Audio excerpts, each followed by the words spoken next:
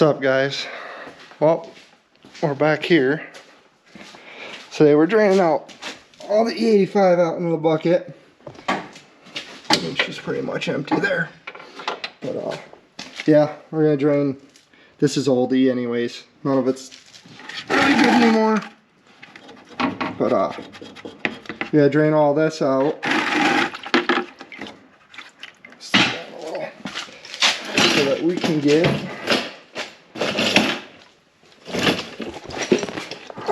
bear with me, I'm trying to climb down here.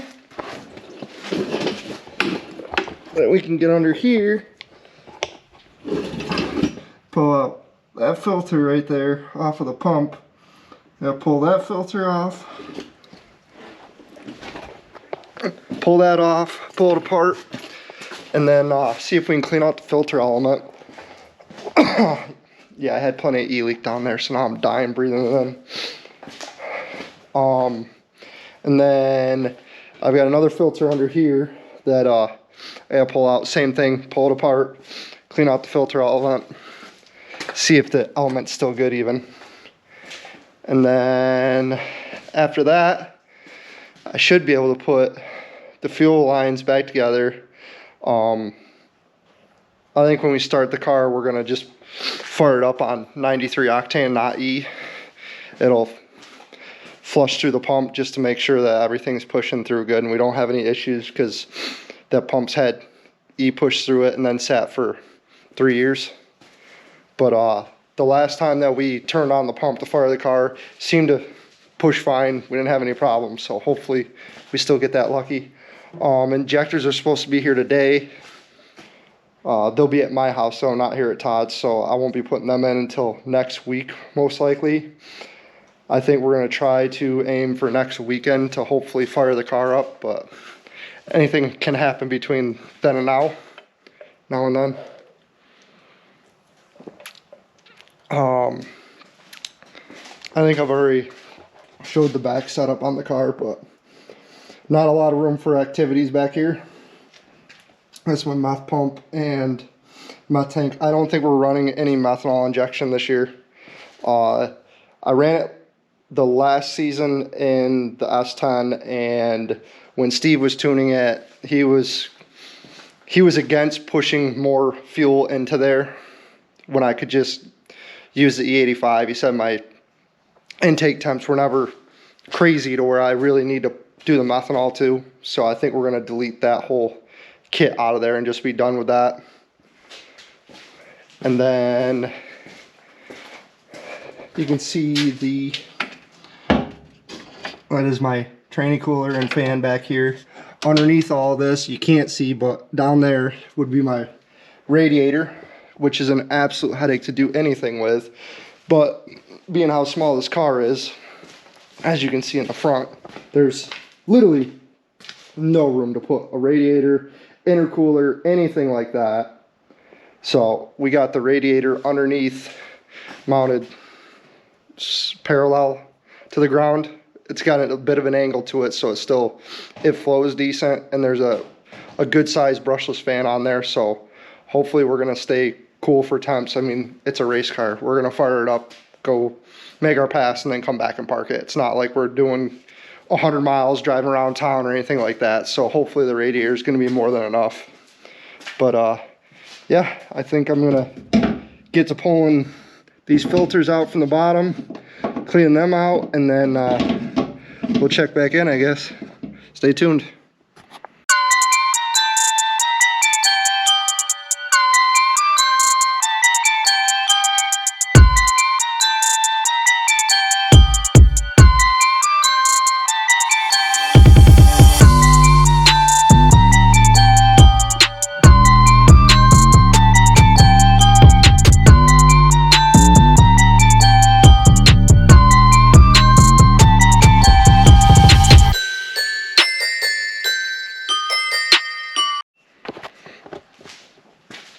Alright, we got the filter out, pulled the element. Looks pretty good. There's a tiny bit of surface rust there on the bottom, but I don't think that's going to give us any problems. But she blew clean, had pretty much no buildup in it, so we're going to slap this one back together, and I got to work on the other one.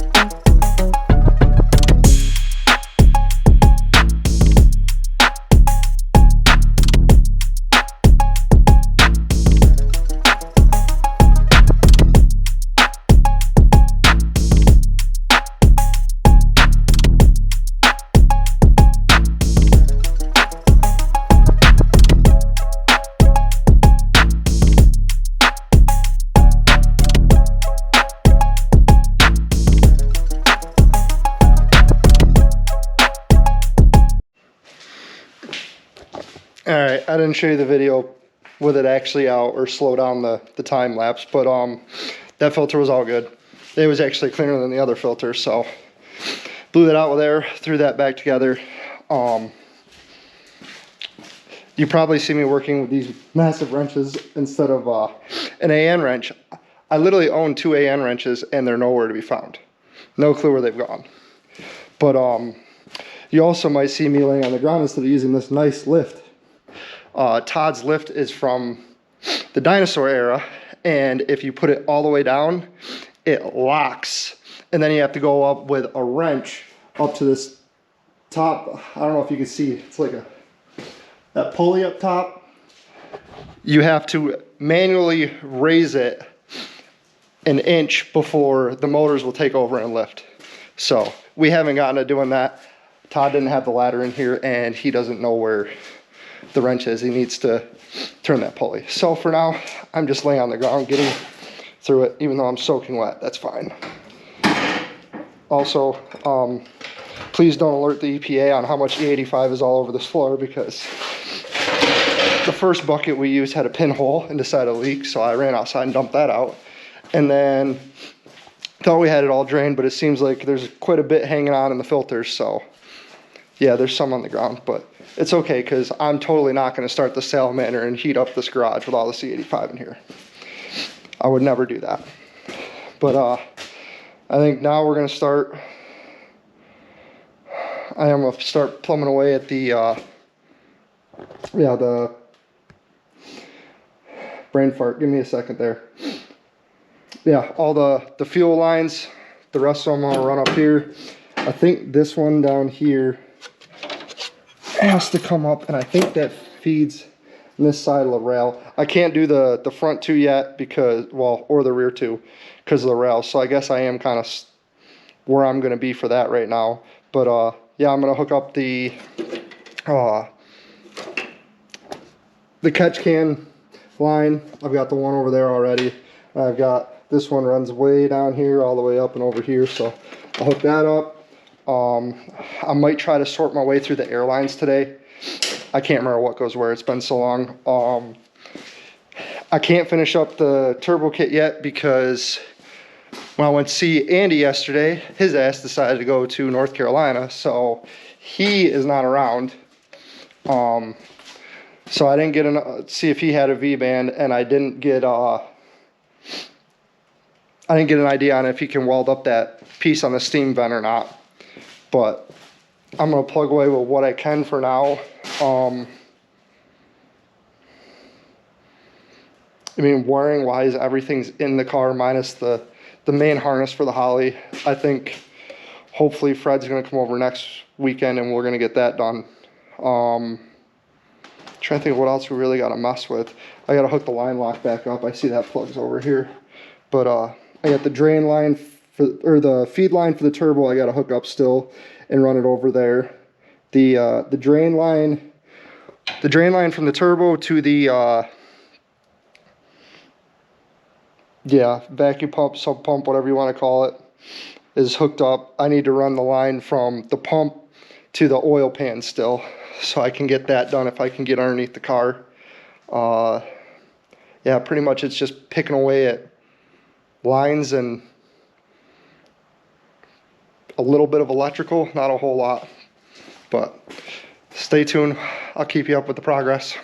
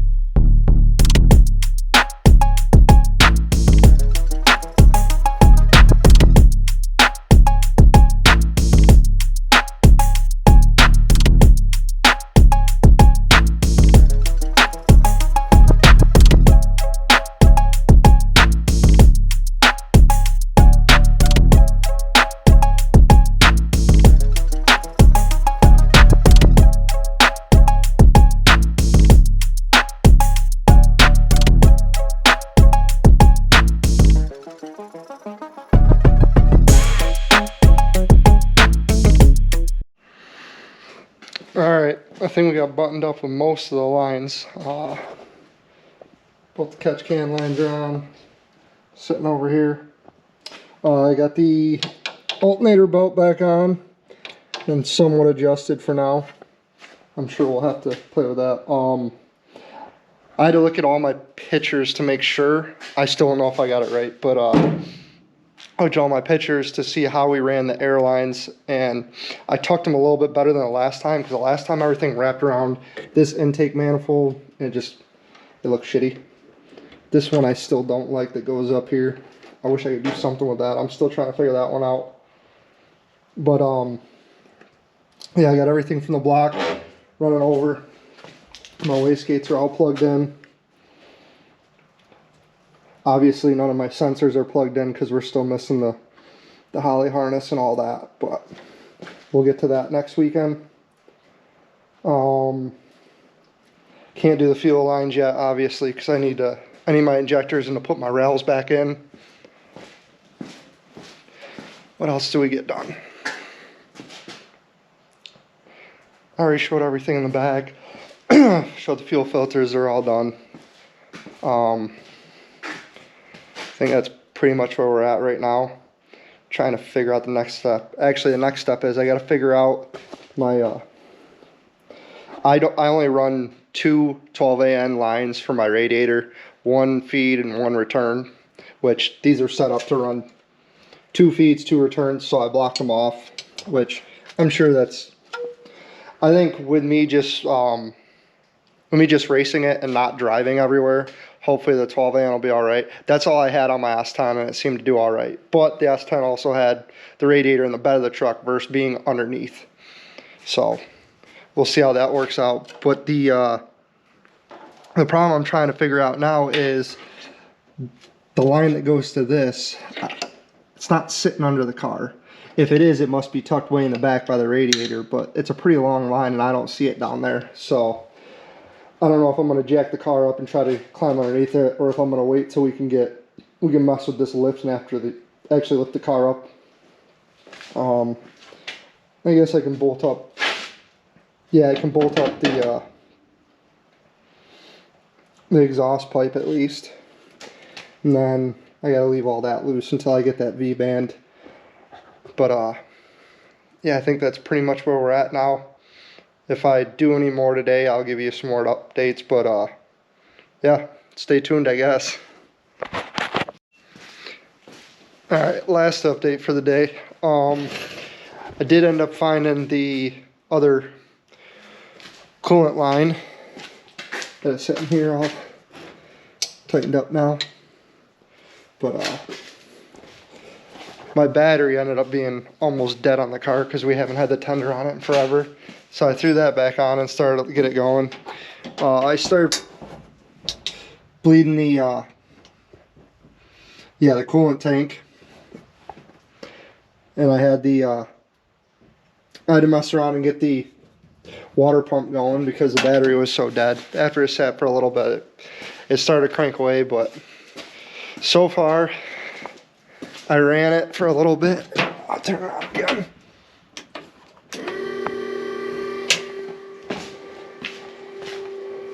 So far we got no leaks up here.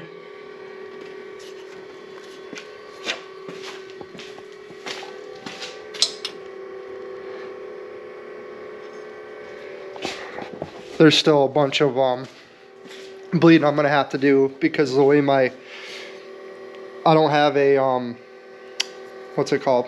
I don't have an expansion tank. I have an inline basically just a tube with a cap on it, and that's what you can see from over on this side. Right down there is it's a little tube with a cap. So bleeding the thing out is an absolute headache. You got to fill it a tiny bit, let it puke, fill it, let it puke, and go through that. Other than that, the injectors showed up at my house and it recorded a signature apparently. So I got to try to see if I can get over to the UPS access point and pick up the injectors and stuff. But I think this is where I'm pretty much going to call it for the day. There's not a whole lot more I can get done. I ordered spark plugs, oil, the 2 V-bands. Is that all I ordered today, I think? And then I might end up just ordering a flex kit for the steam vent tonight. I'm not sure yet. I don't really want to wait around and have to take everything back apart, put the steam vent on after I've gotten everything else done. So I don't know, we'll see how I feel tonight, if I want to save the money or just spend it. Other than that, Todd's going to fix the lift this week, he said. So hopefully next weekend I'll be able to lift the car up. I can get the starter in, run I think there's a couple more wires under there I got to run. Pretty much get everything set up to hopefully be able to fire the car up at least next weekend. But we'll see how things go. I think that's pretty much it. Yeah, I still got to figure out the brake issue. Maybe I'll get to work on that next weekend a little bit. But mainly the only thing we need to fire up is put the injectors in, hook the starter up. Fred comes down with the Holly harness. We plug that in, and then I got to run the fuel lines. This one I remember is a headache, this return line. I forgot how I did it before, but it's got to tuck down through the firewall and down. So that one will be fun to do. Other than that, everything else on this is pretty much simple. It's the main lines for the fuel in the front are already ran. They're sitting underneath the motor. I might have to negotiate them back to the other side. I can't remember which side those lines ran up through, but yeah, pretty much everything is moving along decently. I didn't hook up the throttle cable yet, but that's all right. That doesn't take long. So I think we're going to leave it at this, and we'll see how things go next week. See you guys later. I just got back to the house, and my package showed up. Got my injectors. So we'll be able to get that done next time we swing over to Todd's. Joe Santiago hooked me up with a nice hoodie too. So Santiago Performance and Repair. If you guys need anything done on a car or anything race car parts, especially if you're located in Buffalo area, Joe's a dude to go see. You can message him too. He pretty much will hook anybody up for anything. So yeah, shout out to him.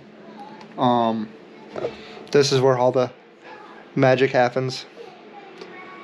But I'm going to get to editing this video, and then hopefully next week we'll be able to get the injectors in. I'll get the fuel lines hooked up.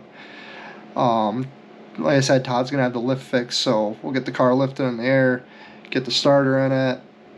Rest of the lines will all be done. And then I'm really hoping next weekend we're going to get the fire car up and at least hear it run. So stay tuned, guys.